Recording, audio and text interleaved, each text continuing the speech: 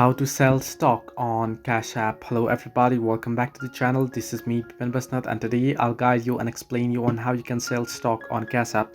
Unfortunately, I won't be able to show you here due to the security issues, but I'll be able to guide you through. Now here, if I just head into browser, as you can see, there is a short guide here. If you would like to sell stock using Cashapp investing, you want to simply tap the money tab on your Cashapp home screen. Simply open up a Cashapp, right? There you want to tap on the Cashapp money tab there, and then tap on the investing tile option. After that, you want to scroll down to stocks owned. Select the company whose stock you want to sell. Simply press sell, select an amount, or tap to enter a custom amount, and then confirm it with your pin or touch. The amount of your sale may be automatically deposited in your Cashapp balance depending on market activity. Sales proceeds may take up to 2 business days to be deposited in your Cashapp balance as well. So this way you can easily sell stocks on Cashapp. Hope this helped you. Do like and subscribe, and do not forget to leave a comment down below if you have any further issues.